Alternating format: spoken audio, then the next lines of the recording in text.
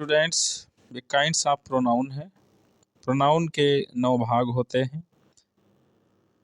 Number 1 है personal pronoun, पुरुषवाचक सर्वनाम। इस सर्वनाम से स्त्री पुरुष या वस्तु का बोध होता है, जैसे I, we, you, they, he, she, it, etc। Personal pronoun 3 प्रकार के होते हैं।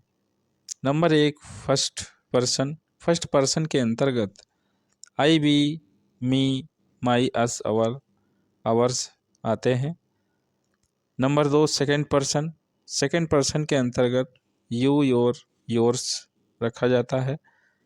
Third person he, she, it, they, his, him, her, hers, them, their, all, name सभी नाम थर्ड पर्सन में रखे जाते हैं। नंबर 2 रिफ्लेक्सिव प्रोनाउन, निजवाचक सर्वनाम। यह वह सर्वनाम है जिससे किसी कार्य का प्रभाव कर्ता पर ही पड़ता है, केवल कर्ता पर ही उसके कार्य का प्रभाव पड़ता है, किसी अन्य व्यक्ति पर नहीं पड़ता है। एग्जाम्पल है माई, हर, हिम, योर में सेल्फ जोड़ देने से ये शब्द बनते हैं। ये ऑब्जेक्ट यानी कर्म का काम करते हैं। ये वाक्य में ऑब्जेक्ट का काम करते हैं। जैसे an old man hanged himself, एक बूढ़े आदमी ने अपने आप को फांसी लगा लिया। इम्फैटिक प्रोनाउन नंबर 3 है दृढ़ता सूचक सर्वनाम। इसमें रिफ्लेक्सिव प्रोनाउन की तरह शब्दों का प्रयोग होता है, लेकिन इसमें अपने काम की दृढ़ता प्रकट होती है। जैसे myself, himself, yourself, themselves, herself, etc। Example है I myself will do it. इसमें माई सेल्फ का प्रयोग ऑब्जेक्ट के रूप में नहीं होता है,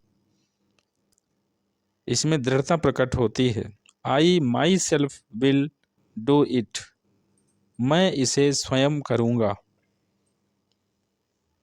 या फिर I will do it myself. नंबर 4 रेसिप्रोकल प्रोनाउन, परस्परवाचक सर्वनाम इसको कहा जाता है। जो सर्वनाम दो प्रोनाउन से मिलकर बनते हैं और परस्पर संबंध व्यक्त करते हैं, उसे परस्परवाचक सर्वनाम कहा जाता है। Example the two friends love each other, 4 students helped one another. इसमें ईच अदर और वन अनदर परस्पर संबंध प्रकट करते हैं, इसीलिए ये दोनों शब्द परस्पर वाचक सर्वनाम के उदाहरण हैं, जिसको कहा जाता है रेसिप्रोकल प्रोनाउन।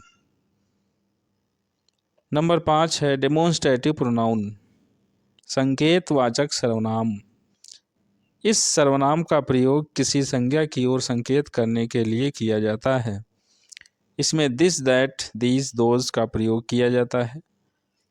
जैसे है this is my book, those are my pens. पुस्तक की ओर इशारा किया जाता है, संकेत किया जा रहा है। इसमें पेन की ओर संकेत किया जाता है कि यह मेरी पुस्तक है, वह मेरे पेन है।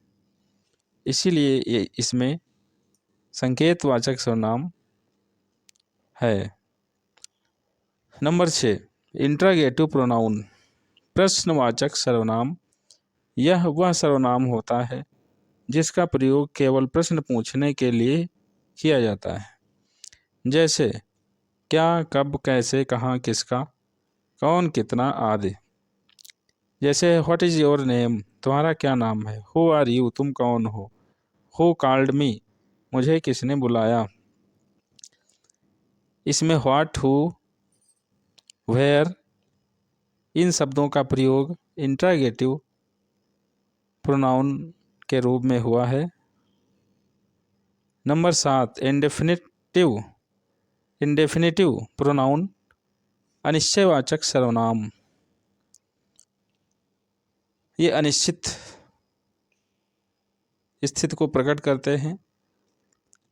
इस सर्वनाम से कोई निश्चित वस्तु या व्यक्ति प्रकट नहीं होता है, अनिश्चित प्रकट होता है, इसीलिए इसको अनिश्चयवाचक सर्वनाम कहते हैं।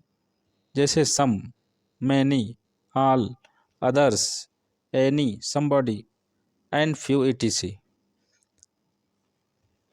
जैसे है some are born great, many of them were Indians, उनमें से बहुत सारे लोग भारतीय थे, तो कोई निश्चित नहीं है। Somebody has stolen my book, किसी व्यक्ति ने मेरी पुस्तक को चुराया है, किसी व्यक्ति ने चुरा लिया है, ये कोई निश्चित नहीं है, इसीलिए अनिश्चयवाचक सर्वनाम कहा जाएगा। किसी निश्चित व्यक्ति का ज्ञान इसमें नहीं होता है, इन शब्दों से किसी निश्चित व्यक्ति का ज्ञान नहीं होता है, इसीलिए अनिश्चयवाचक सर्वनाम इसे कहते हैं। नंबर 8 है डिस्ट्रीब्यूटिव प्रोनाउन, विभाग सूचक सर्वनाम। यह वह सर्वनाम है जिसका प्रयोग कुछ व्यक्तियों या वस्तुओं में से प्रत्येक के लिए किया जाता है, इसीलिए इसे प्रत्येक वाचक सर्वनाम भी कहा जाता है। Example each, neither, either, none etc। Each माने प्रत्येक, नाइदर ना तो, आइदर या तो, नन कोई नहीं। इन शब्दों से विभाग सूचक सर्वनाम प्रकट होता है। नन कैन डू इट, इसे कोई नहीं कर सकता। Either of you can go, each of the boys will get a prize.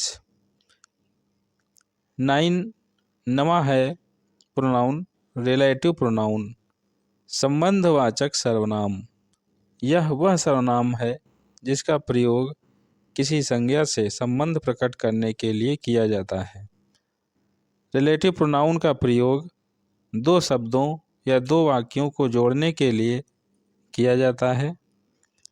जैसे what, where, who, whom, that etc। Everyone likes the boy, प्रत्येक व्यक्ति उन बालकों को पसंद करता है। हु स्पीक्स द ट्रूथ, जो सत्य बोलते हैं। Hari has lost the pen that I gave him yesterday। Here is the boy who is my best friend. तो इस तरह से ये 9 पार्ट हैं प्रोनाउन के 9 भाग हैं, जो इसमें परिभाषा सहित, इसमें उदाहरण सहित बताए गए हैं।